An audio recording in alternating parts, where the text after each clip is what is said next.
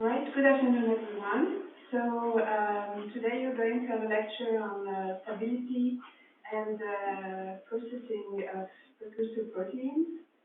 And you are very lucky to have an expert in the field, and he's actually an expert in the field for many years. Just briefly to mention,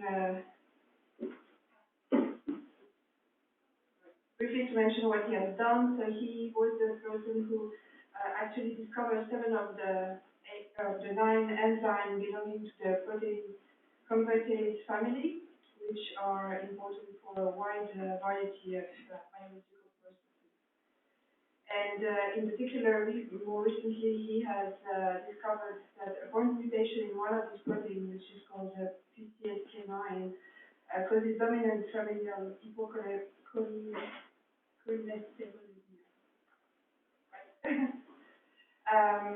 So he's a very productive scientist. He works at the IRCM. He's a professor at the IRCM for several years, for many years now. And he has received many awards during his career, so you should be aware of that. And I just mentioned few of them. He's fellow of the Royal Society of Canada. He's officer of l'Ordre du Québec. He's member of the Order of Canada, and so on. So, well, I think you have really the expert in the field for his lecture, and I hope you will really enjoy his lecture.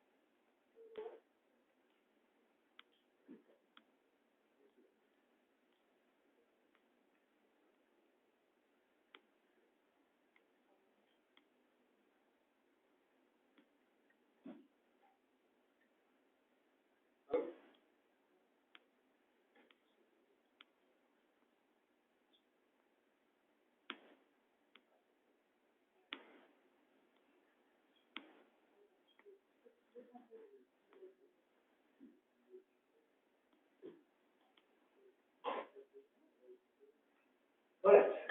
So I'm told that we're going to give the talk in English. So si vous avez des questions en français, il n'y a pas de problème. Mais ça va se faire en anglais. On m'a dit que quand on donne une conférence, la meilleure chose à faire, c'est vous donner directement la réponse. C'est-à-dire vous donner exactement ce que je vais faire. Ce que j'aimerais que vous appreniez, we're going to switch back to English. What I'd like is really to learn when you come out of this 2 hours that we're going to have together, I want you to learn a few things. Maybe it's a new word for you. It's a word that you've never seen before. But I hope that after 2 hours you will really know what is a secreted protein, how does it get secreted, what are the forces that change its shape before it reaches its either final destination or when it's secreted. I want you to understand that. This is the basis of the whole talk, right? So, I think you will receive all of us, we're going to get it by email, and not many of the slides of this talk. But I'm giving you some of the references that you may want to read. Some of them are review articles. It's very exciting because we are really now at an era where we can discover genes, and actually within about a decade, within about 10 years from the discovery, we can go from bench to bedside. We can actually go to the patient and find out whether it can help the patient. You're going to see some of the stories I'm going to tell you today. I'm going to make it like a story. I'm not trying to get you to learn everything by heart. That's not the point. The point is to understand that the protein, when it enters the secretory pathway, it never leaves in the same shape as when it enters. It undergoes modifications. And that's what we're going to be talking about. So these are the type of references that give you an idea of what happens with these modifications, and we'll deal some of those questions that are going to be given. So that's the plan. When you come out of this talk, 2 hours later, some people, I used to get this some years, is this coming at the exam? The point is not to give you an exam to make you fail. The point is to examine you whether you understood the basic premise that a protein has to undergo various modification, either post-translation modification or cleavage, before it reaches final stage. I want you to understand that. And once you understood what kind of modifications are available, you'll appreciate how our genome has been diversified over the years. So, we'll first understand what are the modifications that the protein can undergo. We'll give you some survival on this. And then we're going to concentrate on a family that I've spent 25 years understanding this family. We've cloned many of the members of the family, and we're going to see how not only we're understanding their structures, but now we can begin to modify them in diseases. And it's very powerful. You can actually treat a number of diseases by modifying these enzymes. And I will try to tell you some of the diseases and how they are being treated right now. As we stand, we have a clinic right here, about 100 meters from here, and we got about 300 patients being treated against some of these convertases every day. So, first of all, a definition. What is a secretory pathway? I hope you understand that. And when I get this sometimes over the years, and people start thinking, oh, it's going to the nucleus, oh, it's going to the to whatever other compartment. The important thing, when we talk about the secretory pathway, we're talking about a protein that's going to leave, that's going to be translated by an mRNA in the endoplasmic reticulum, inside the lumen. Okay, it's going to go inside. It's going to leave the endoplasmic reticulum after it underwent a number of modifications. And then it's going to go into these top two vesicles, and it's going to move through the lamellae of the Golgi. Okay, this is a complicated story. There's a number of new beautiful structures now beginning to understand how they continue this Golgi. There's a number of Nobel Prizes won because of this structure here. And once it finishes with the Golgi, it's now ready to be sent to its destination. It can either go to lysosomes, it can go to the cell surface, many receptors and various glycoproteins stay at the cell surface, or it can actually be stored in very dense secretory granules.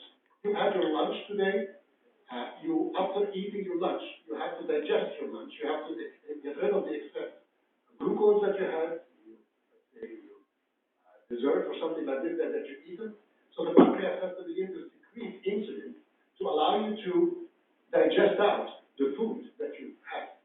And so insulin is going to be stored in these very important granules. They're called dense core secretory granules. And once this body or the pancreas in those cases senses there's a lot of glucose because you've eaten, so hey, I'm going to secrete this glucose. It's called the regulated secretory pathway. It's going to spit it out, and that will go to the liver and say to the liver, hey, there's a lot of glucose circulating, take it out, because I want to make energy out of it. I'll make ATP out of it. So this is called the regulated secretory pathway. It's usually a relatively slow one. It takes 2 to 4 hours for the insulin to be made and to be secreted. But sometimes you need to get your message very fast down, within minutes. And the way you do it is something called the constitutive secretory pathway. You want it to go, you don't have to go through all this process of making dense cores and so on and store it. You don't want to store it. All you want to do is just send your signal out. And that's called the constitutive secretory pathway. This is where all receptors, growth factors, and secretory proteins go through. They're just continuously pumped out once you have a need. So this is what we're going to be talking about. So all the proteins in the secretory pathway are going to pass through these lamellae. They're going to make a decision here. There's a decision that has to be taken. I don't have time to detail to you how the decision is made. We just uncovered that last year. But there's a decision that decides that you go this way or this way. Once the decision is made, the protein is going to continue, get its final form, and get ready for secretion. That's what it is. Right. So I just want you, it's coming Christmas, so I want you to make some kind of comparison for you. That here's the Christmas tree. You're going to go buy your Christmas tree or whatever, or if you have a chalet or whatever, you can actually cut it out. Fact is that this is how a Christmas tree looks like.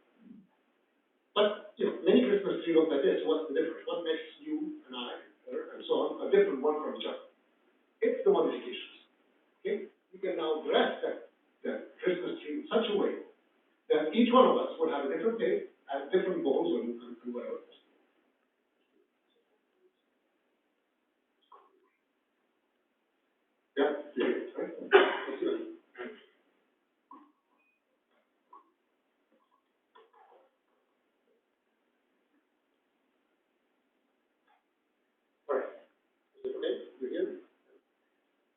So once you decorated your tree, each tree is going to be looking different. Imagine the proteins that are going through the secretory pathway. They start like this, and when they leave, they're like that. So you can imagine that each protein will be decorated differently, and that's what we're going to be talking about. What makes a protein different from the other? What makes an elephant or a Drosophila different from humans? It's the decoration.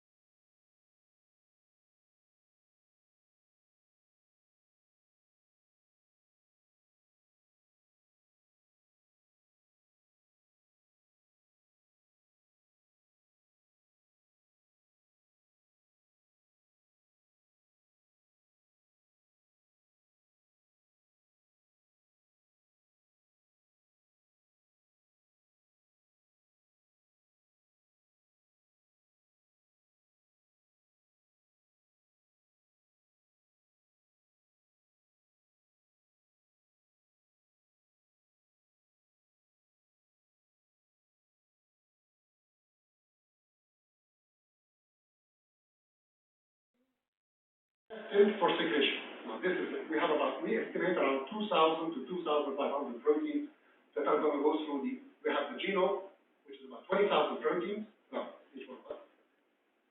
At least 15 to 20% of them are going to go through the secretory pathway. People are calculating even 30%, up to, let's say, 6,000 proteins are going to go through the secretory pathway. Of these, they're going to go to different destinations, okay? So what happens when it first, and there must be certain signals that decide that this protein is going to be secretory or not. So what are those signals? That's what I want you to learn. What makes a decision whether you're going to stay in the cytosol, go to the nucleus, go to mitochondria or other destinations? These are protein signals that will tell the cell whether or not you should go this way. If you have the right protein sequence that tells it where to go, in general, this is called a signal peptide. It's a sequence at the N-terminus of the protein that is highly hydrophobic, that can cross the membrane, and then it will begin to meet other proteins inside the lumen of the endoplasmic reticulum. So these proteins are going to say, I want to make a disulfide bridge. I want to begin to show that you have a correct folding, you have dips, you have what we call as molecular chaperone that will make sure that you are correctly folded.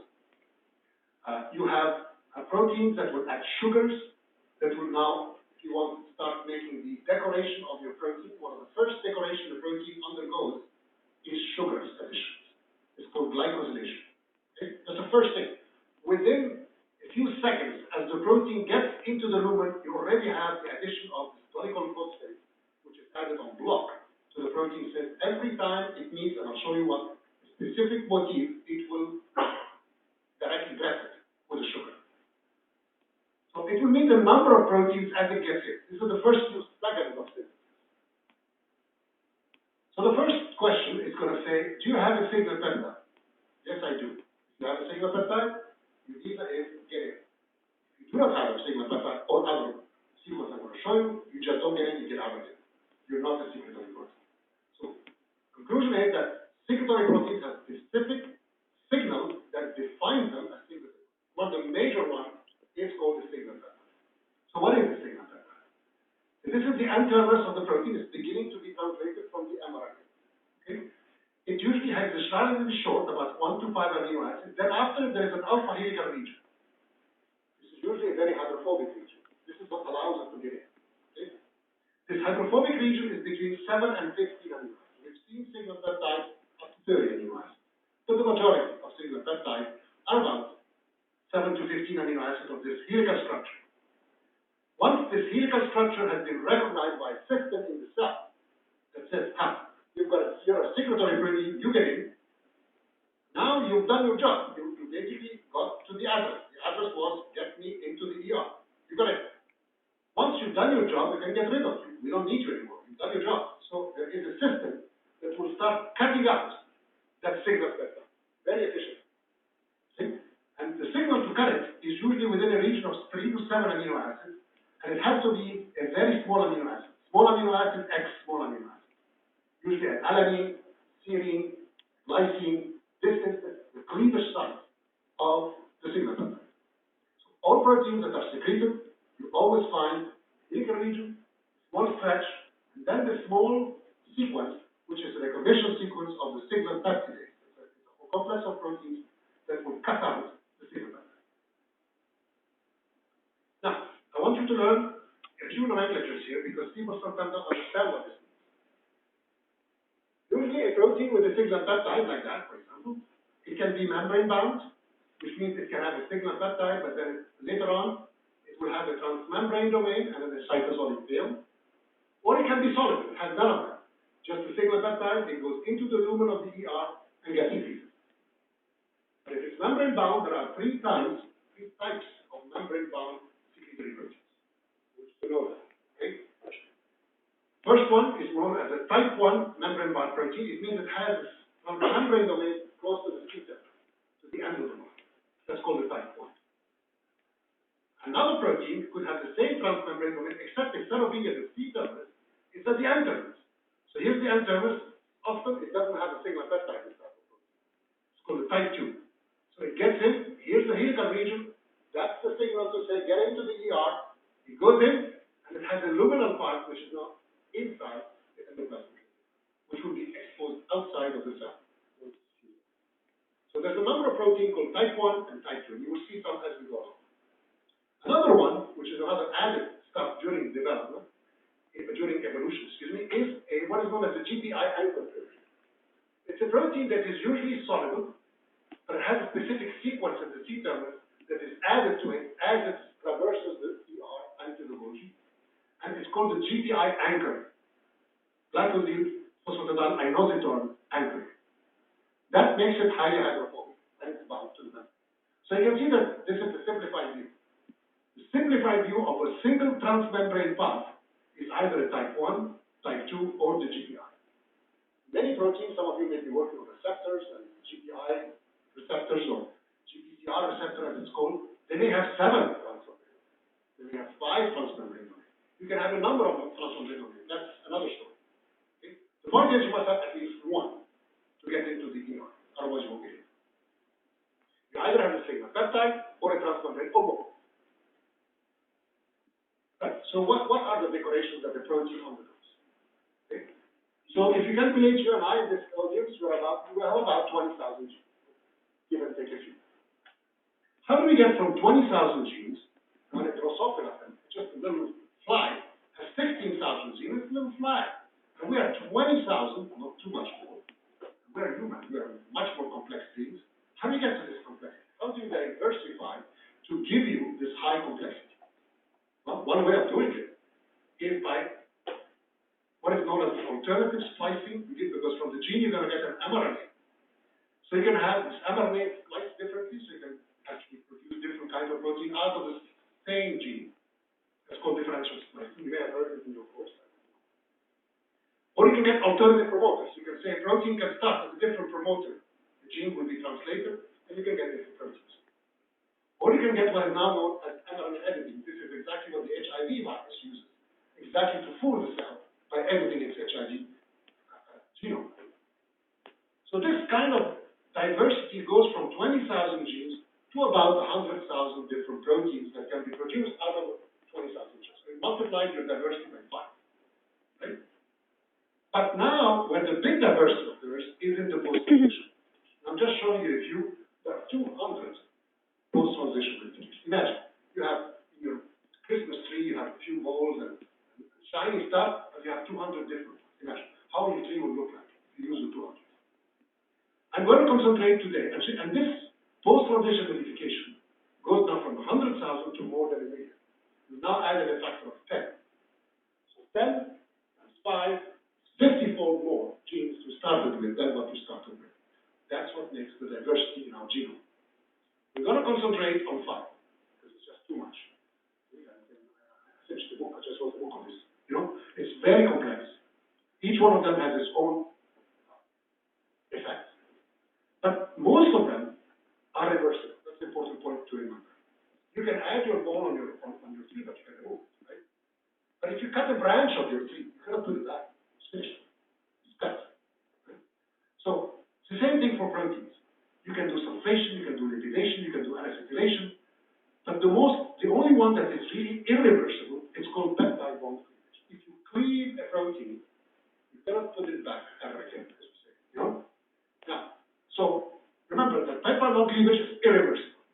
If the cell decided to cut a protein, it will be cut essentially into 2 pieces. All right, so let's start with the first decoration. The first decoration is the sugar. Within a few seconds as the mRNA is being translated and they elongated this structure, the machinery inside the endoplasmic reticulum will look for a scan. Every time it sees a sequence asparagine X, could be anything except cysteine here, asparagine X, serine or threonine, every time it sees that, it says, oops, that's the site of N-glycosylation. N, why? Because of asparagine. This is the abbreviation for asparagine. N. So the N-glycosylation is always NXS or T. So you can check your protein, check your number of N, X, or T, and you realize that your protein is glycosylated. I want to give you a small story. A woman who, I don't want to say her name, she got a Nobel Prize, right? And she just published a wrong paper. She thought she had a protein that goes to the nucleus. She didn't look for NXT. She was wrong. There were 10 NXT in her protein. Her protein was not alone going to the nucleus. Her protein was a secondary protein. We just got the paper accepted. I just want to tell you, be careful when you look at the protein. Check for the NXT. This is very important.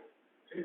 If you have one, or a secret, as long as you have the secret peptide, it will be N-glycosylation.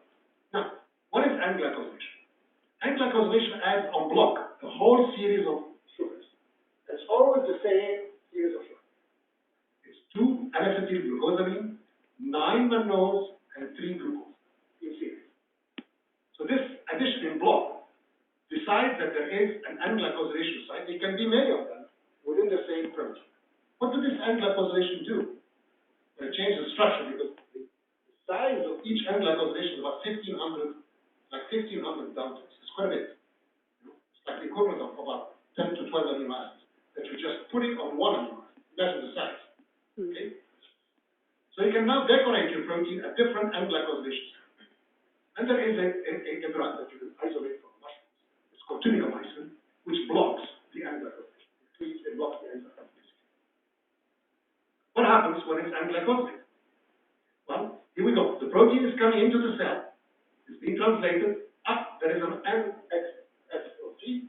Poof, it adds the structure that I told you, 2N-acetylglucosamine, the mannoses, and the glucose. Here they are. A block added to the protein, right there. But that would remain like that. Now it begins to remodel. There is a whole remodeling program, and a number of enzymes are involved. Here at McGill University, there's a number of ladies, there's 2 ladies who discovered these enzymes, who actually cloned them.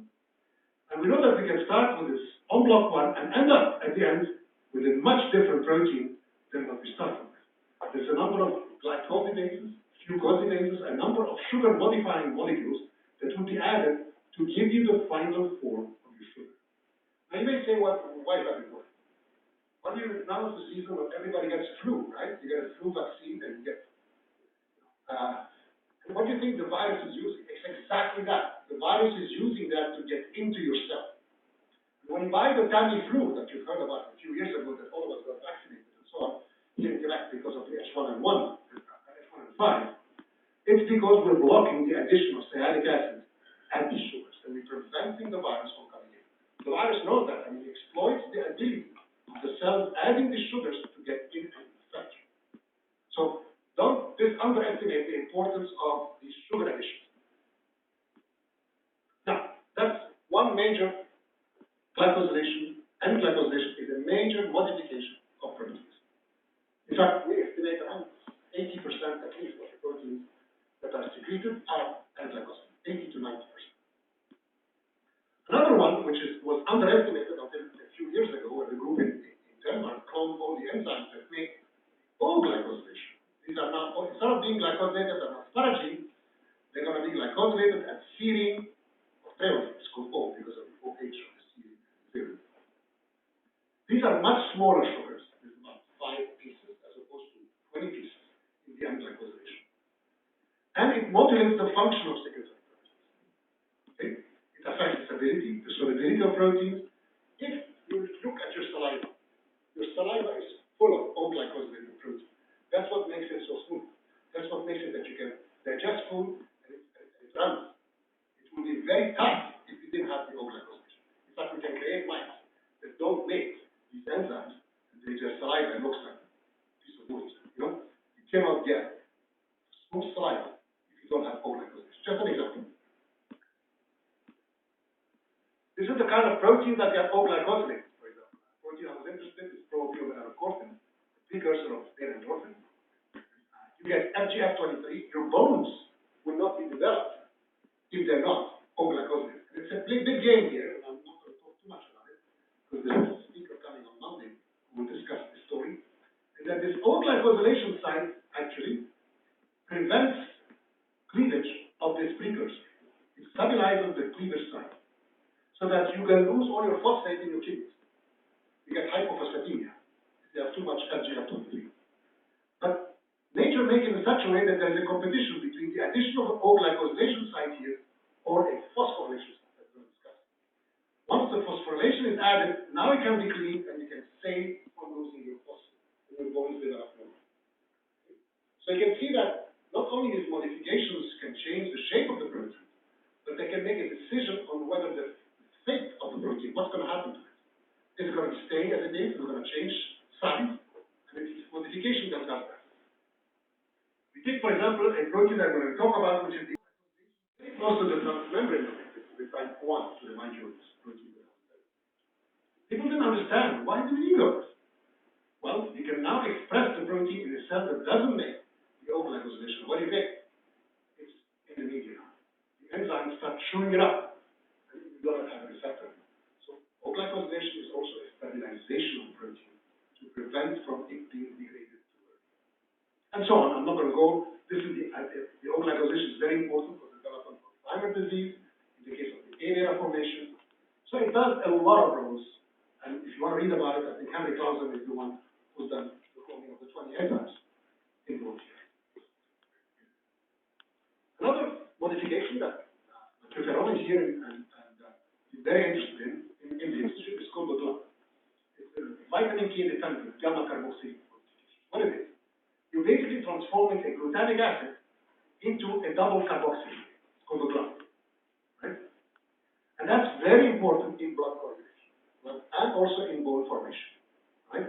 So again, not only are you going to be able to transform a serine or a threonine in an O-glycosylation, asparagine by N-glycosylation, but you can now transform specific glutamic acids into GLUTs. What does it do? It adds 2 negative charges as opposed to 1. So you've changed the charge of the first.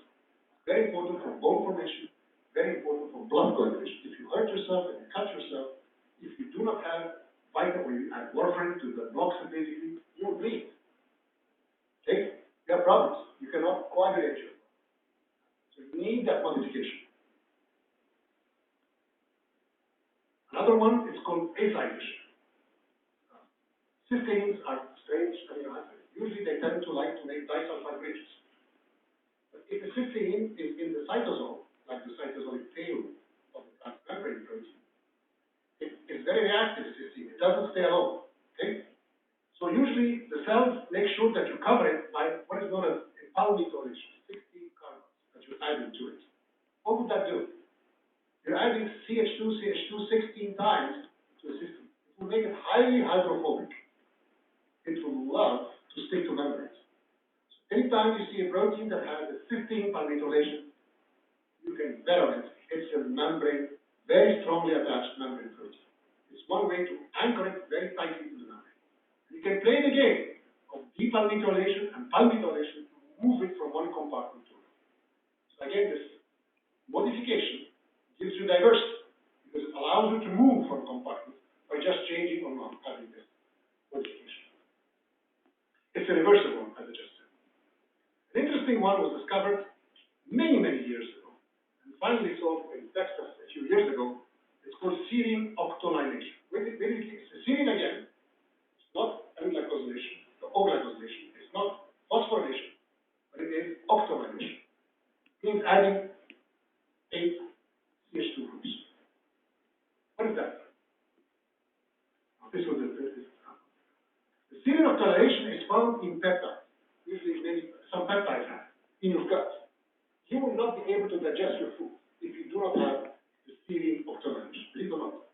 In fact, you will not be able to eat because you will not be hungry. Some companies are actually now making inhibitors of this modification to prevent overly obese people from eating.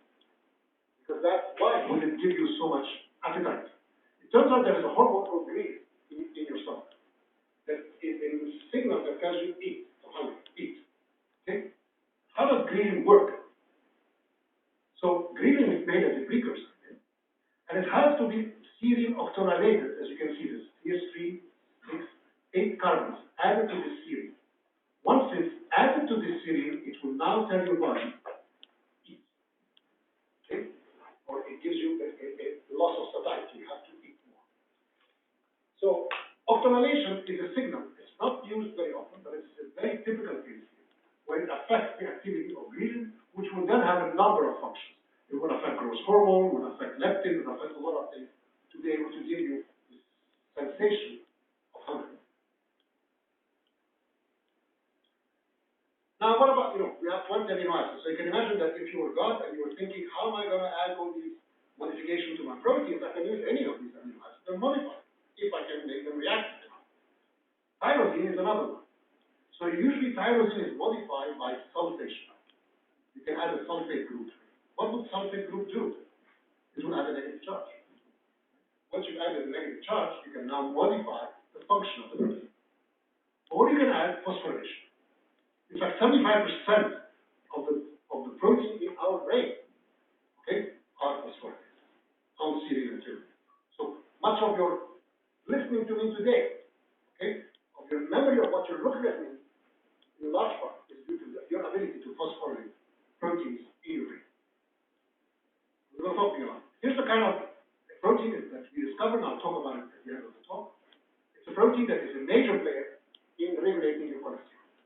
It's now clinical trial. The clinical trial has been ended, and it's on the market right now, the treatment of this protein. But this is a protein that is decorated also. It has sugars and glycosylation sites here, and X, S, S or T. It has two phosphorylation sites, and it has a sulfation site on its axis. It has all these modifications. You can play the game. Okay? So I want to show you this phosphorylation site, because it took 130 years, in 1880, all of Hammerstedt in Sweden, okay, was the first to look at milk, the mother's milk, when she feeds the baby. And he says, that's funny, this milk, has some phosphate. That time the chemists have begun to know what phosphate is all about. He said, milk has phosphate. And he isolated a protein from milk, one of the major proteins, called casein. That's what you feed the baby, and he did a lot of casein. And he was able to isolate it. This is 1880. No, this is early, 1883. He was able to isolate the milk and found out that actually phosphate is attached to the protein. So that was the first evidence that there exists phosphorylated protein. No one understood how and why, but it's there. Casein is very phosphorylated. In fact, milk, many proteins in milk are highly phosphorylated because you want them to be very solid. Phosphate means negative charge. Okay? And it took a number of years. People didn't understand what it was. Was it one enzyme that does this? How many enzymes? And, kinases, there's about 700-800 kinases in the cytosol of the cell. But this is not a cytosolic protein. Casein is a secretory one. It has a single peptide, it can go to human and so on. It's not in the cytosol. So what is the kinase responsible for the phosphorylation of casein? It was just, and the person who done it is giving a talk here on Monday, whenever he comes. It's called Vincent Tagliavacci from Jack Dixon's lab. He was able in 2012, 130 years later, to finally identify the kinase. And it turns out that there's only one kinase. There's 700 kinases in the cytosol, but only one kinase in the secretory pathway. So, how did he do it? He did a lot of PCRs, and he was able to identify a family of kinases, but only one of them is in the secretory pathway, and it's phosphorylates serine. Another one that he identified phosphorylates sugar, because phosphorylates sugars, glycosaminoglycan. But to phosphorylate the serine, there's only one. It's called family C, 20C. Interestingly, he just discovered that it's activated by a lipid called sphingosine.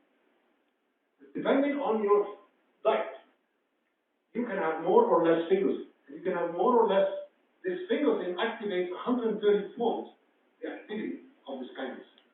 So that means your diet will affect how you phosphorylate certain proteins or not. People didn't realize that. You can modify that.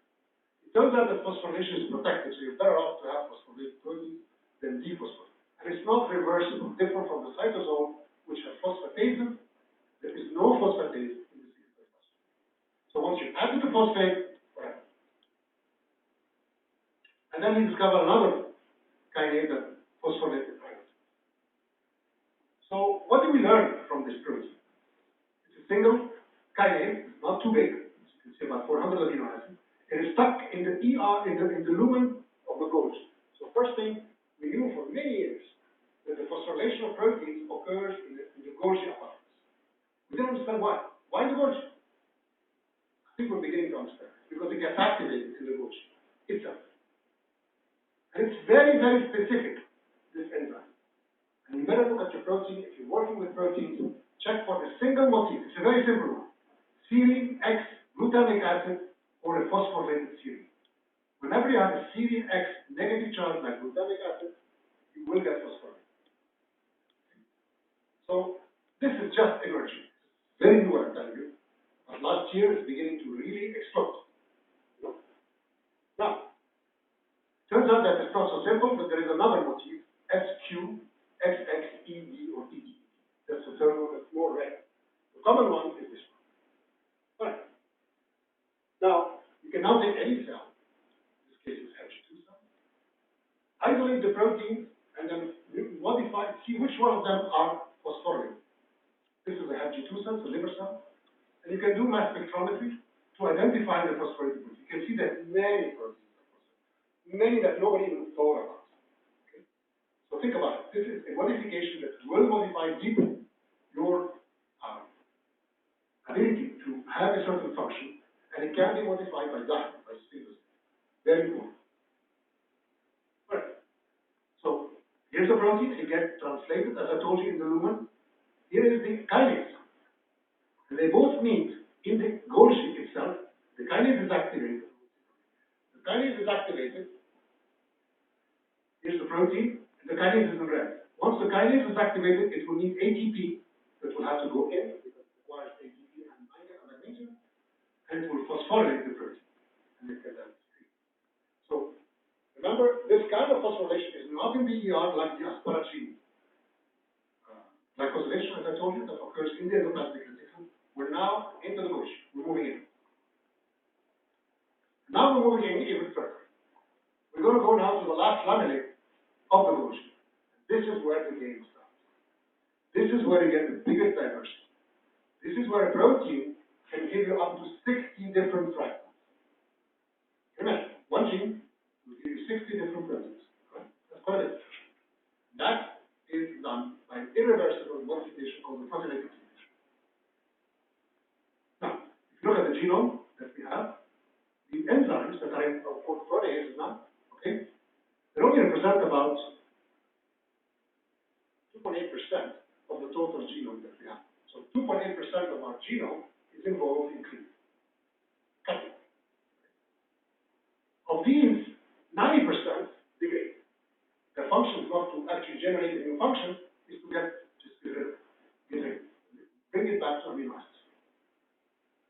10% make the big job of actually transforming a protein into a different form. Now there are 5 different kinds of proteins. And they're divided based on the amino acid that is critical for their activity. For example, an aspartic protease that is involved in Alzheimer's disease, for example, everybody's been using this as an inhibitor. HIV protease that is now being used as an antiretroviral drug. These are aspartate proteases. They require specific aspartic acid for the activity of the enzyme. The drug that they're targeting the aspartic acid. Cysteine proteases are usually digestive proteins, but they also can do other stuff. Metalloproteases are notorious. This is what causes cancer metastasis. Okay? All the cells that have to migrate out and go in different places will require metalloproteases to open the field for them to start moving outside of the cell, outside of the extracellular matrix. Serine proteases are the most famous one, and these are the ones we're going to concentrate on. And finally, the threonine proteases are what is known as the proteasome. After we're going to talk about proteases in the cytosol. Proteasome is the garbage collector. It's the one that cleans up the proteins of the cytosol. These are threonine proteases. Now, what are these proteins? Well, we have what is known as the C-terminal processing modification. So, when a protein is cut, here's the protein that's going to be cut. Okay? Specific site, it doesn't matter for example. We're cutting a peptide bond, right? Here's the tyrosine sulfation. Here's the acylation of the N-terminus, and so on. Once it's cut, if there is a basic residue or a basic residue at the C-terminus, you have an enzyme called the carboxypeptidase that will clear it out.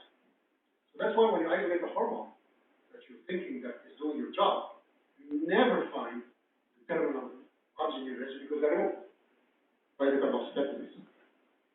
If ever there is a glycine just before this basic residue, it will be amidated by an enzyme called the amidation enzyme. It's a combination of 2 enzymes. Now, amidation enzyme, if you try to knock out this enzyme, you die. You have no baby, no fetus without the amidation enzyme. Clearly, many of our hormones require amidation. Vasopressin, for example, for control of your blood pressure. Oxytocin, for a woman who is getting a baby and needs to deliver the baby, requires an amidation. Many of the hormones that we have in our body have amidated C-terminus because the receptors recognize this function.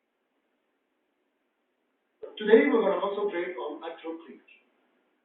What are the enzymes that cleave a protein and transform it into different? So you can get an intracellular or cell surface cleavage, or you can get an extracellular. Those metalloproteases are notorious to allow cancer cells to move. If you cut yourself, for example, and you get blood, you need to make clots. Okay? So you have 12 different enzymes in your blood that will make sure that you will clot your blood so that you don't bleed to death. Okay? This is called extracellular cleavage. And I'm not going to be talking about it. It's another thing. We're going to be talking about the intracellular cleavage. Once you go into the intracellular cleavage, you can get serine proteins. Usually they are serine proteins or metalloproteins. So let's talk about the intracellular cleavage. We now begin to bring the term, the protein convertases. I worked on this 3 years to be able to identify which enzymes I'm going to talk about. It was very difficult. Very tough enzyme to isolate, very resilient to purification. And we had to use all types of methodologies to identify. But they're there. And it's like this guy who's trying to, stay under his umbrella, and some smart Alex decided to cut a hole in the umbrella, and as he stayed, supposedly he was in this shape, he gets tanned just the same size as the cut. The point I want to make here is that the convertases that we talk about are very, very specific. They don't cut anywhere. They cut at a specific position to create a new function. That's the game here. We, out of one protein, create more than one function. That's the point. Right. And I want you to learn a nomenclature. In the literature, it's important because you'll see many of these papers. Imagine that this surface here is an enzyme. And imagine that this peptide here is entering inside the catalytic pocket of the enzyme. Okay? Because that's how the enzyme is going to cut. It's going to have to accept the protein or the peptide in its pocket and cut it. Here's the cleavage site, right there. So we define that the cleavage site and terminus to the cleavage site is called the P1, P2, P3, P4 position. Here, P1, P2, P3, P4 position. And what's after the cleavage site? C-terminus is defined. Everybody uses this nomenclature. P1 prime, P2 prime, P3 prime. So when you tell you that this enzyme is specific for an arginine residue, it is specific for a P1 arginine. So that's the specificity of the cleavage. Right. So what happens when you do it? Here we have a protein, doesn't matter which one. It's a soluble protein, you see, or you can have a membrane-bound protein here, 1 time or 2 times, or take back, whatever you want.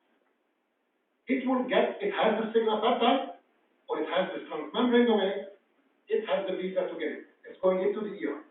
Right. Once it goes in, it will add the sugars and so on, it will move to the Golgi. Once it reaches the Golgi, now a decision has to be made. Are we going to allow this protein to get out as such, or are we going to cut it in different pieces? Are we going to be the tailor that's going to make a dress out of this polar protein that doesn't have any shape and transform it into actually very active fragments? So there are these motifs here that we're going to talk about that the convertases will require a recognition motif to cut them. Usually we thought, until about 2-3 years ago, that this cutting will now generate a piece here out of the active protein. We usually thought that this was turn on. In other words, we're creating a sequence, we're creating a structure, we're getting a gain of function. But we recently showed that this kind of cleavage can actually be a loss of function. It can actually transform, like we saw in FGF23. If it's cleaved, it's lost its function. Okay? You can get it now more and more we begin to see that. So, cleavage is a way to either generate a new function or lose it. And it's up to the cell to make a decision which direction to go in. So this is the kind of timetable from the Mendelian days until we are now. It took many years until the yeast was the first source of the solution to the problem. What are the enzymes that cut the protein in the 630 phosphamide? The yeast is a much simpler organism, a single cell, okay? But it's different, like similar to us, it has to mate. Like we have to mate to get children and so on. But the yeast too, the same thing too. They need a hormone called alpha mating factor. For them to mate, the haploids will mate and make a diploid. And so the question is, what activates this hormone? How do they mate? So you can use the yeast mutants to isolate mutants that don't mate. And then ask the question, what happened? What are the genes that are modified? So Jeremy Thorner in 1984 was able to identify the first processing enzyme in it. He calls it Cas2 protease. But really, the human equivalent was not discovered, but many years ago, by John Hutton, who was interested in a tumor. He had a lady who came to the clinic with a huge tumor of the pancreas. going to die. And she had to, they operate to cut out the tumor. And he got the tumor. So he figured that this tumor must be producing a lot of insulin. Okay, beta cell tumor. And he was able to extract the tumor, which has so much insulin now. He said there must be the enzyme that activates insulin out of this. And he in fact isolated biochemically two enzymes, he called it type 1 and type 2, from this tumor. And he said that for making insulin, you need two enzymes, but he had not cloned them. He just knew that there was two activities. But it was the first thought that to make insulin, it doesn't take one enzyme, it takes two. This is where we came in, and we started isolating the whole family of convertases. It's a long story, as you can see, it took 13 years.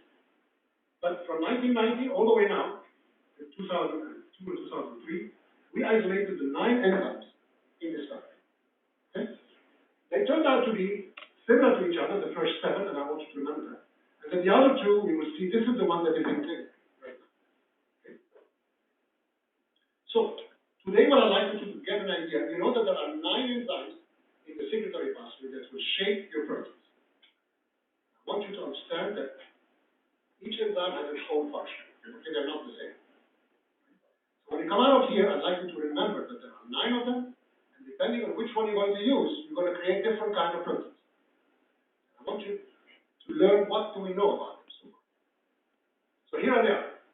They turned out all of them to be serine proteases of the subthalide enzyme. Now this was unexpected. I was skiing with the best enzymologist in the world in Austria, and he was telling me, no way, it's going to be serine protease related to trypsin or chymotrypsin because bacteria are too far away. It cannot be bacteria related, but it was wrong. It turned out that this is a family of serine protease, has a serine of the active site, and they are much more related to bacteria than they are to the blood coagulation factors, which are serine proteases also. So it's a very ancient program. We estimate around 600 million years ago at least they appeared. 600 to 800 million years. The dinosaurs had it, plants have done a lot of things. So, what's so special about these enzymes? Well, all of them have a single peptide. This is why they end up in secretory pathway. I told you in the beginning. So that's second one. Then they have a strange domain in red here. It's called the prodomain. If you remove the prodomain, they cannot get out of the endoplasmic reticulum. Why? Well, they cannot get out of the endoplasmic reticulum because they cannot fold. They don't get the right shape. And there is this quality control protein that says, no way, you don't get a visa to get out of the cell. So they need help to fold, to get the right fold. And the help is done by this red domain. This is called the intramolecular chaperone.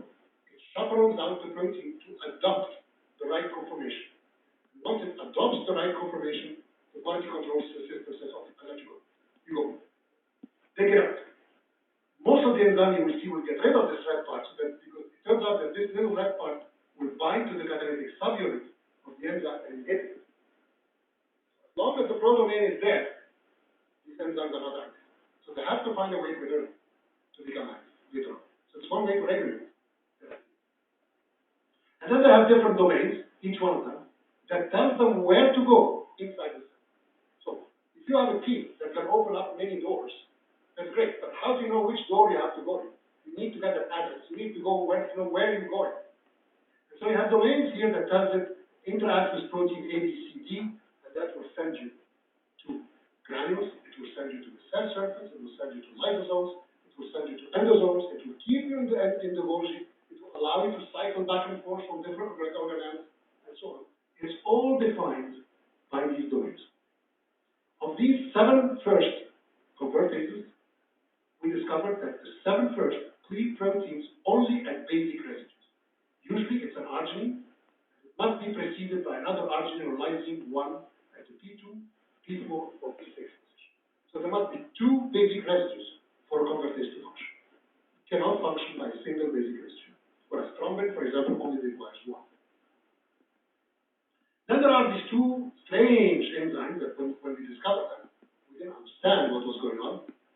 They are very similar, as you can see, in terms of structure, except they don't cut at basic residues. This one cuts at a non-basic residue, but it requires a P4 arginine. This one, you will see, is a major player that regulates the synthesis of acids, cholesterol. If you do not have SCI1, you don't have the brain, right? We've created animals, chicken and so on without this. So you just don't have a brain, right? It's a major player in defining how your body is going to die. You see some examples. And finally, you have the last one, which is a weird one. It cleaves itself once, because all of these enzymes, I can tell you, autocatalytically cleave themselves in the ER. So in other words, the removal of this red part is done by the enzyme itself. It recognizes its own motif within. And the only one is this one that cleaves itself but never gets rid of its protein. What does that mean? It means it will never become an enzyme afterwards. Why would God create an enzyme to kill it? You'll understand as we move on. So, I want you to remember this. So, all enzymes, all these convertases are synthesized as precursors. They are inactive because the prodomain is inside the catalytic subunit. It allows it to get the right shape. That's it. That's the chaperone. That's fine. Okay? But then it has to get rid of it. It has to be able to get rid of it to become an active enzyme. So it gets the visa, you're cut, you can get out. It gets out. It goes to the Golgi or it goes to the granules or whatever. It's still dead. The enzyme cannot function. Until it reaches the right compartment with the right concentration of calcium, pH, and so on, it will now usually cut itself a second time. Once it becomes active, it can hit any other substance. And you see some of the examples. So you can see that in order to go from an enzyme that is started to an active enzyme, there is some regulatory steps to define where the active enzyme is going to be. So we've done a lot of cell biology here, a lot of electron microscopy and so on, to identify where these enzymes are. But it turns out that actually they're all over the place.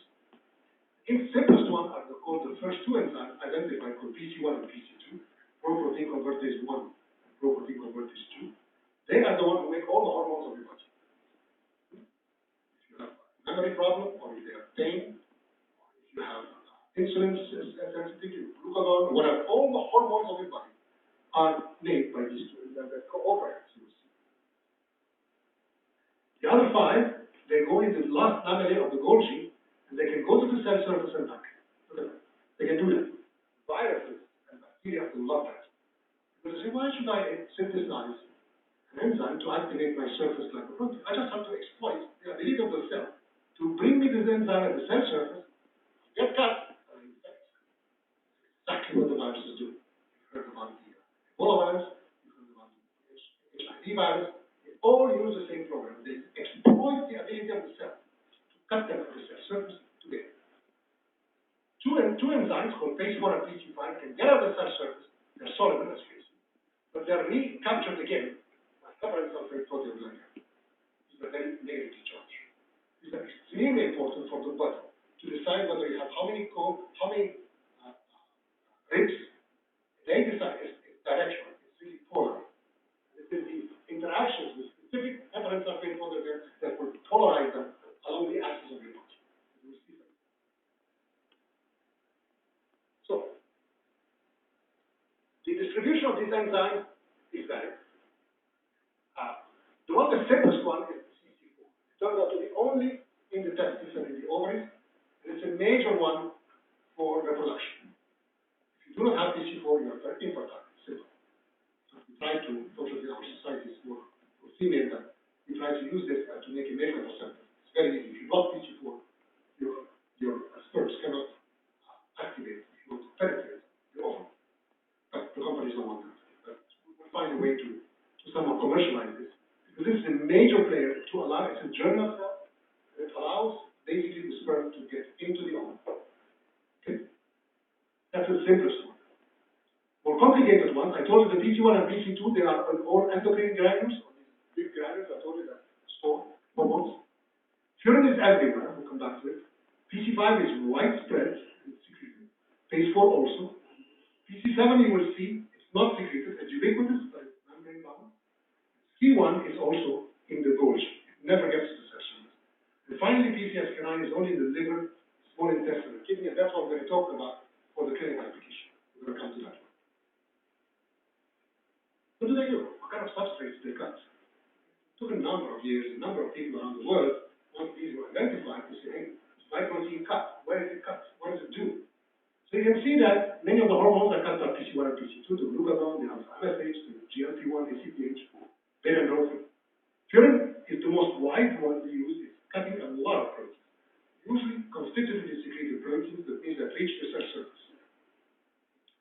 surfactants, receptors, adhesion molecules, metalloproteases, even viral vector proteins like HIV. I told you, use it to get it. In fact, it's now in clinic for that. Okay. Antibacterial toxins are the anthrax toxin. You heard about the White House when they got an anthrax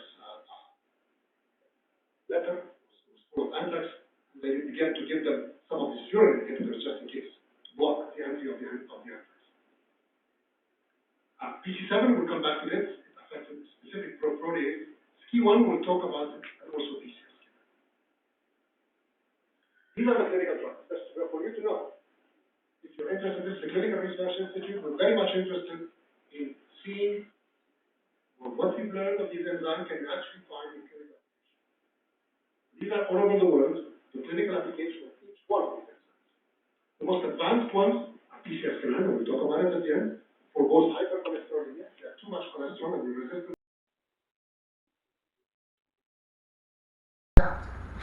It will freeze. You can see the animal going like this. It freezes. Scared that it's going to be set. The knockout doesn't care. See, the knockout is not scared at all. So already that was the first indication that the loss of PC7, you're not anxious. You lose anxiety. That's an important disease in you. Okay? You can see that it just doesn't freeze. And what you do, you do another test. You take the same animal, now put it in a different box. You've never seen this box before. Change the color of the walls. So nothing. And all you do is a few minutes later, put the tone. Remember that there is an association of the tone with a zap. Okay? The normal mouse will freeze very fast, but not the knockout. So we interpret this from many other tests, that the animals are cool. We call it the cool mouse. It's just not scared. Okay? It's lost anxiety. And if this was due to BDNF, we can give them back this VHF drug. And if it's true, it should revert the phenotype. And it does. Completely reverts the phenotype. So it's a lack of BDNF.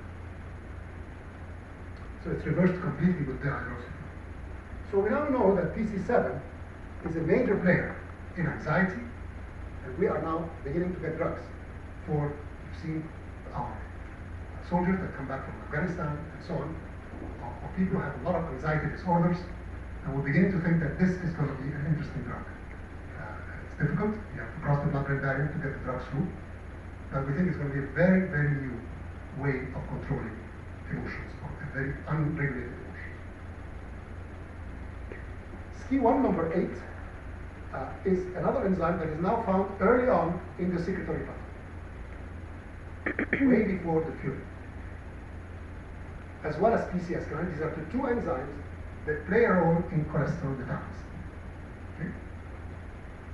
Now, SCI1 itself, it's also autocatalytically cleaved by its prodomain at 3 positions, but now the cleavage site is no longer at the basic residue. It's an arginine at P4, an aliphatic at P2, and then a small amino acids. Why is that important? It's important because for the synthesis of cholesterol and fatty acid, there are transcription factors, membrane bound, that need to be cleaved to make cholesterol and fatty acids. Without SCI, you die. The embryo dies at embryonic day 2. There is no baby. There is no blastocyst. Clearly, this is a major, major player. Okay? And we are now discovering it has other functions. It can actually activate the addition of phosphate on mannose that allows protein to go to the lysosome, the phosphomannose binding. And viruses, such as the Lassa virus and the Crimean Congo hemorrhagic fever virus, these are hemorrhagic viruses. There was in Namibia, there was a mine that was mining, if you want, some very, very important jewels and diamonds, basically, and the diamonds were stolen, you know? And so the guy who owned this mine says, what's going on? Why are my diamonds being stolen, you know? So he sent some spies to find out what's going on. But he always found that when the diamonds were stolen, there were some people, the thieves were dead at the entrance of the mine. So he didn't figure out what was going on. So he found out that it actually, the mine was infested by bats. Okay? Bats were carrying the Crimean Congo hemorrhagic fever virus. Okay? And that's a killer. It causes all your blood vessels to explode, and you die within a day or two. Okay? So these guys were trying to steal the llamas, but they got bitten by the bats. You know? And that's how the virus got transmitted. So clearly this is an application for this kind of diseases where there is absolutely no vaccine, no treatment whatsoever. And in Africa, it's a really horrible disease. So, SCI1 is necessary to deactivating of the two major transcription factors, very important for the synthesis of cholesterol and triglycerides. And for those of you who have too much cholesterol in your body, you get something called statins. Okay? And statins are inhibitors of HMG-CoA reductase. This is how you diminish your cholesterol synthesis. Okay? So SCI1 is about that. And as I told you, it is very important to activate this complex protein that is important to add mannose, phosphate of mannoses in glycosylated proteins. Without this, you don't go to lysosomes. Simple. So here's a goal.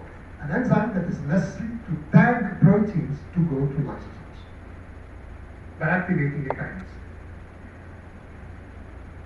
Now, as I told you, there is no baby, there's just no epiblast formation. They die at embryonic day 3 or 4. So how do you do with something like that? That's another point. If you have an enzyme that the animal is dead, what do you do to find out what is the function? That's complex genetics. We do it in the lab. And that's called tissue-specific knockout. It's just to make it fun. You've never seen a mouse with a blue eye. But you can actually remove the gene in specific tissues, okay? And ask the question whether you can get a phenotype. We've done that. So SCI1, if you remove it specifically in the liver, your cholesterol and triglyceride drop by at least 50%. And this is an 80% knockout, 100% you die. But 80% are still alive, and the cholesterol and fatty acid is really down by 50%. So clearly it is playing a role in the synthesis of cholesterol and fatty acids. So we just got a paper out on this is SCI that you can see it all over the mouse. It's expressed in many, many tissues. Okay? And now we ask ourselves the question, what happens if we remove it just in what is called a CRE promoter, the collagen promoter, collagen 1 CRE, okay, in chondrocytes? What happens? Well, we get a very strange animal. It has a kinky tail. The tail turns like this, as you can see, much shorter. And you get vertebrae that are fused. Okay? This has nothing to do with cholesterol or fatty acids. This has to do with another transcription factor called CREP that SCI activates to be able to get your spine. Your spine to have all the different parts requires SCI to be able to separate it out in space. So basically the extracellular matrix of the bone is extremely sensitive to SCI1. Let me finish with the PCSK9, which is the one that is the most exciting right now. It's the last baby of the family, was discovered in 2002, and being in this institute and being close to Jean Davignon, the guru, if you want, in Quebec, for the lipids, he was my mentor, and I was told for many years that the biggest diseases that used to affect our society in the 1900s have decreased a lot. And really the major killers right now are cancer and heart disease. These are the major killers right now. So I want to show you that if you look at the bloodstream, what do you see? You see that you have in the bloodstream a number of lipoproteins, including LDLs and HDLs. The LDL are the green one. Okay, this is the bad cholesterol. But there's also a good cholesterol called the HDL, which distributes the cholesterol in different tissues and picks up the excess and sends it to the liver. So there's always a fight between the HDL and the LDL, low density lipoprotein and high density lipoprotein. So a high density lipoprotein is more complex, but it picks up the bad cholesterol and sends it to the liver for degradation. It is the LDL that is the real problem. People have a lot of LDL get heart attacks. And this is serious in Quebec. 30% of our population have high levels of LDL. This has to do with now we are more mixed society, but it's a founder effect. It comes from France and so on. And so when we discovered PCSK9, we asked ourselves the question, well, it's an enzyme, right? We always do this for all the convertases. What does it do? Well, it autocatalytically cleaved itself, here it is again, but something funny happened along the way. It never gets rid of its prodomain because it's secreted with its prodomain. Well, that according to what I told you, if it's secreted with the prodomain, it cannot act as an enzyme anymore because the prodomain is an inhibitor. So why would you create an enzyme to kill it? That is the procyclin. But it also got killed by another enzyme called furin by getting cut. So it's a double killer. Why would you do that? Well, if we look at the way we understood the way PCSK9 is, it gets out of the ER, the same story again, as all the convertases move to the Golgi, all the enzymes get rid of the prodomain except PCSK9, which is secreted with its prodomain, and it's inactive. Remember that. It's no longer active. It only acts as an enzyme once to cut itself, to get out of the ER. Crystallize it, look at its crystal structure. Crystal structure told us what's going on. It told us that the prodomain, this N-terminal inhibitor, is really stuck in the catalytic subunit of the enzyme. And it's so stuck that you cannot pull it out. It's so tight in that cavity, you cannot pull it out. It's the tightest cavity of all the proteins. So the structure of the PCSK9 told us there's something about this enzyme that shouldn't act as an enzyme anymore. But what is that? So for that, we were lost for a number of months. We really didn't know what to do with it. So we said, well, listen, what do we know about this enzyme? Well, we know that it is rich in the liver. You can see in the liver, very rich in enzyme. So that was the first clue. It's also on chromosome 1p32. That was the second human chromosome 1p32. So what do we know about this? So you go into Google. Everybody goes to Google, right? And you say, who's working on chromosome 1p32? Wow. Turns out that there is a French team been working on this chromosome 1p32 for 5 years. Why did they do that? Well, they work on this part of the chromosome because they were looking for a third locus of hypercholesterolemia. Wow, liver, I called them up. I didn't know them. They didn't know me.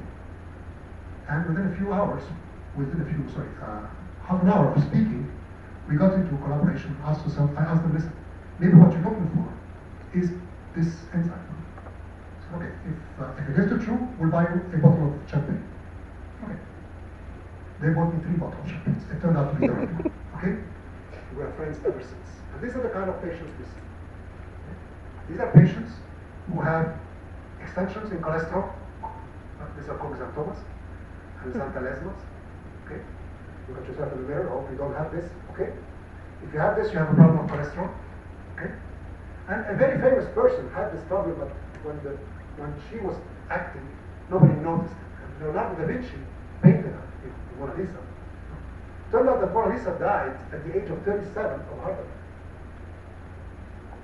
Why? Well, look at it carefully. She has a grand xanthelasma. The painter saw it, but he didn't know. This was 16th century. He didn't know about cholesterol and that, And I went to the Louvre, all these places with Italians, and Mona Lisa doesn't have it. So no, it's there. Okay? Well, so many people didn't even notice that she was actually hypercholesterol.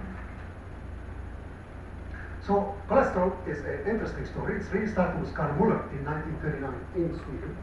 Okay? He's the first one to realize that cholesterol is, LDL cholesterol is actually dangerous for your body. And this really came from Khachaturian in Lebanon, who was the first to show that hypercholesterolemia is a genetic disease. These are specific genes, when they're mutated, cause this disease. In fact, it turns out that in the Middle East, in Lebanon, there's a lot of this hypercholesterolemia. So Khachaturian has been the first in 64. In 74, Goldstein and Brown discovered what is the gene that is responsible for this disease, and it turned out to be the receptor of LDL, the bad cholesterol. They got a Nobel Prize for it. Okay? And again, Iñárritu discovered the ligand of that receptor. It turned out to be ApoB from the LDL, the protein that surrounds the LDL. So if you have mutations in the protein that surrounds the LDL or in its receptor, you get the same thing, hypercholesterol. And until we discovered our gene, we thought our story is over. People have this type of problem, you give them statins and you diminish cholesterol synthesis. Hypercholesterolemia is a deadly disease. It kills at least 30 million people every year. Okay? And its frequency is around 1 to 200, 1 to 80. In Saguenay-Lac-Saint-Jean here, 1 to 45. Lots of people have this disease.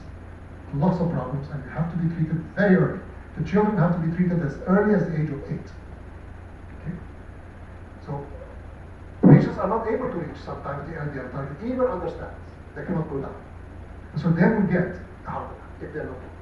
So people were looking for a new treatment for hypercholesterolemia, which is a deadly killer. It takes years. That's a killer. Until we came up with this story, here's Mariana B. Fadel. She's from Lebanon, and Dr. Catherine Boileau. She's from La Salpêtrière in Paris. And they were looking for this family from Nantes and Bordeaux for years, 5 years, trying to find out what is the gene that is involved in this disease. Until we told them it could be PCSK9, and I finally discovered that indeed all the families had mutations, single point mutation, phenylalanine to leucine, or serine to arginine in PCSK9. So that was a single point mutation. One amino acid change can increase your cholesterol by 3-fold. That's a lot. Now, once this was published, it's the Olympics. You know, everybody jumped on the bandwagon and said, hey, I'll look at that, what about my gene? I'm going to check my patient and so on. Until the Mormons in the United States, and these are actually an Anglo-Saxon mutation, discovered that in the Mormons in Utah, there's a lot of children who die of heart attacks at the age of 3, 5. Okay? What turned out to be a very dangerous mutation. It's just transpartic to the tyrosine, which increases the affinity of PCSK9 to the receptor LDL by 20-fold. So it's a gain of function, huge gain of function. In fact, it was discovered in Norway, and all you can see in Norway here, and also in different parts of the world.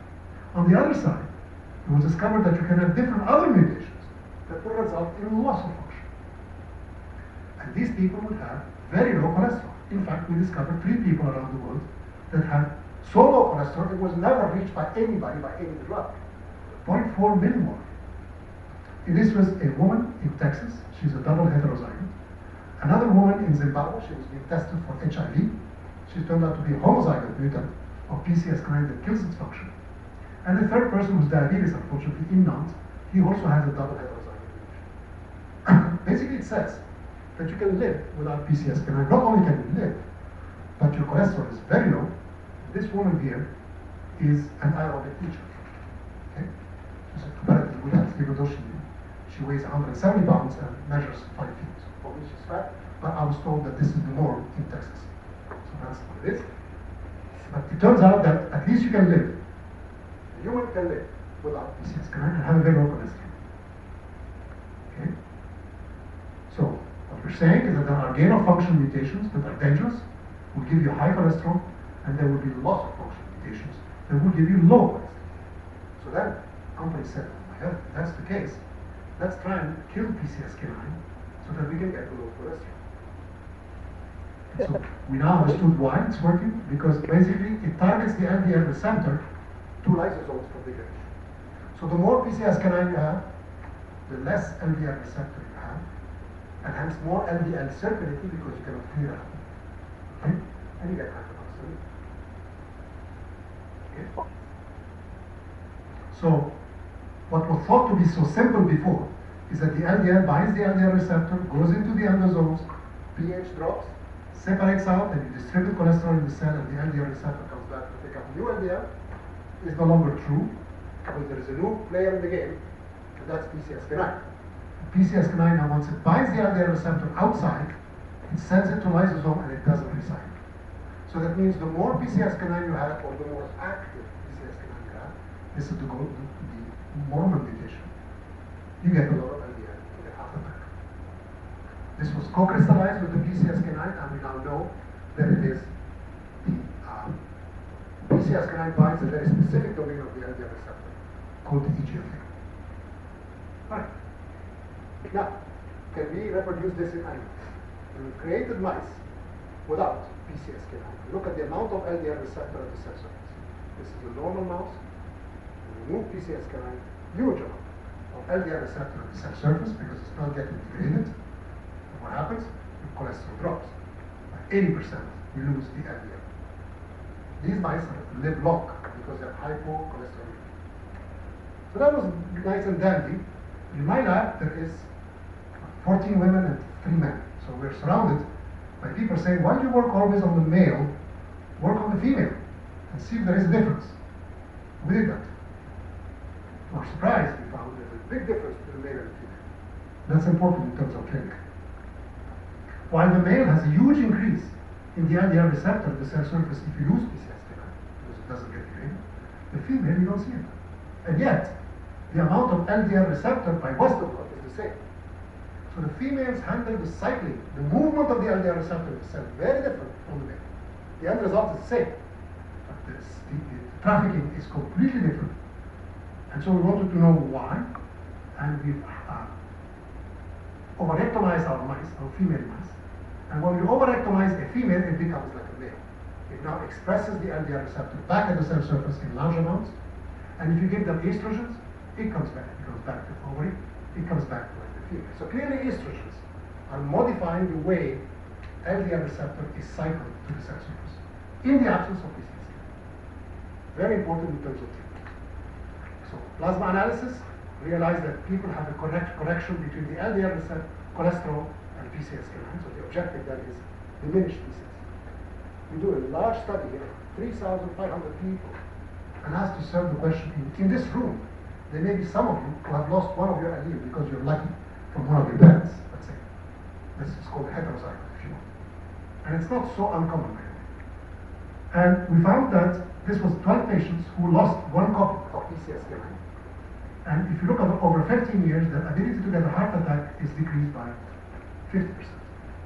And 88% if they're heterozygote, 88% went down on any cardiovascular event. So losing one allele of PCSK9, decreasing 50%, the activity of PCSK9 protects you against heart attacks over a lifetime. So the objective then is give them statins to reduce the cholesterol production and give them an inhibitor of PCSK9 to increase the amount of LDL receptor in the cells. That's what the conference talked about. So did we. And so this is what's on the market right now. It just got accepted about 2 months ago. There are 3 companies now selling this antibody. It's a monoclonal antibody. You inject subcutaneously the antibody every 2 weeks. There are small injectors, not like for diabetes. It will bind the PCSK9 circulating, prevent it from interacting with the LDLR, and increase the amount of LDLR on the cell surface. This way, you pick up the bad cholesterol. Does it work? Does it ever work? This is now the first, what we call outcomes. When you do any clinical trials, it's nice to say, yes, I've diminished cholesterol, but what does it do to the lifespan of the person? What does it do to its ability to get a heart attack? This is called outcome. It takes many more years to be able to know that. This is one of the first outcomes I've seen.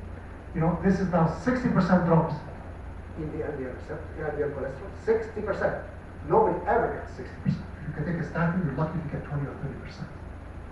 60% is huge. Okay? Now, what does it do? Well, it decreases your ability, your tendency to get a heart attack by 50%. That's huge. Okay? So I think this is really going to be a success story. It's rare to get a gene that has such a great effect, you know, but it's now being hailed as one of the biggest discoveries in cardiovascular diseases in modern times. But you can see that we started by discovering a gene. We didn't know what it was doing in 2003. Slowly we began to see what it's circulating, what does it do, what is the receptor, until finally now it's on the market. About 13 years later, that you can get an antibody against this protein that's really on the market. The interest in the scientific society is huge, because you can see that in 12 years there's about more than 1,300 manuscripts just on this subject, and it's growing very fast. So I say to students or to people in my lab, you know, we started with this Pandora's box, you know. We were alone, we were fooling around with our enzyme and nobody cared, you know. And look at it now. There's so many things happening with this enzyme. I don't have time to show you. It plays on sepsis, it plays on viruses, it plays on other fibrosis and so on, you know. But this is what I'm really trying to say to the students in general. Even though this is really considered to be a terrific example of people call it, I love New York, I love PCSK9, you know. But I think this is the most important thing for you as young people and students. When you're working on a subject, never give up. If you really believe that your stuff is good. Here's this guy who was looking for diamonds. He's really working very hard to look for his diamond. He's almost there. I didn't find any diamonds, I'm dropping it. Don't do that. Okay? Don't let yourself be taken away. Just trust yourself and trust your feeling that if you're subject, you believe in it, move on. We moved on it, we were alone in the field, and nobody is down. You know? I think this is it. I hope I conveyed to you what enzymes do, very valid, and how we can go from an enzyme to the real world of the clinic, of the patients. So if you ask me what will come to the exam, I just hope that you will understand what are the possibilities that you can have with these enzymes.